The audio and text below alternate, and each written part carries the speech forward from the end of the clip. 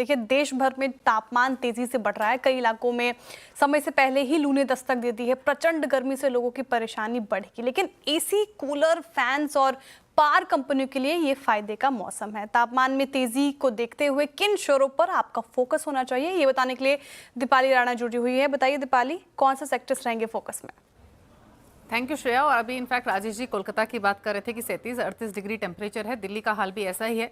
मार्च चल रहा है और अगर आप बाहर निकलेंगे तो मई जैसी फील आपको मिल रही है। और इनफैक्ट ये दिल्ली या कोलकाता का हाल नहीं है, ज़्यादातर राज्यों में इस तरीके का माहौल बना हुआ है। इनफैक्ट अगर आईएमडी के डेटा की बात करें तो लगभग 9 ऐसे राज्य हैं जहाँ पर मार्च में ही जो पारा है वो 40 डिग्रीज के पार जाने की पूरी संभावना है। और अगला एक हफ्ता तो और ज़्यादा गर्मी से भरा हुआ हो सकता है। तो इस तरीके के अलर्ट आईएमडी से जारी किए गए हैं। अगर हम डिमांड की बात करें और जिन पॉकेट्स की आप बात कर रही हैं, तो यहाँ पर तो अर्ली समर्स का इम्पैक्ट हमने ऑलरेडी इम्पैक्ट आते हुए देखा है।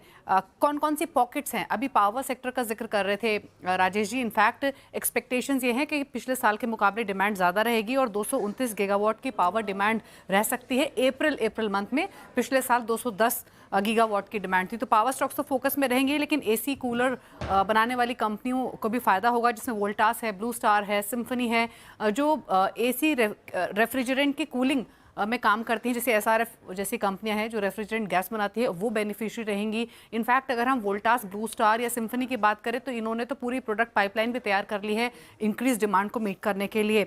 जो फैंस बनाने वाली कंपनी है वो भी डेफिनेटली फायदे में रहेंगी, जिसमें हेवल्स है, क्रॉम्पटन है। इनफैक्ट पावर क्षेत्र में तो JSW energy, NTPC, Tata power, CSC beneficiary रहेंगे ही।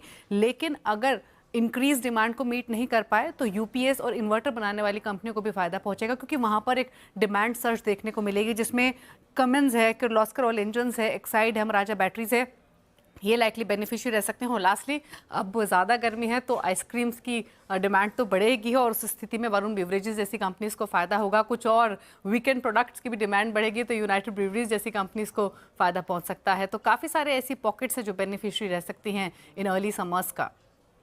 बिल्कुल।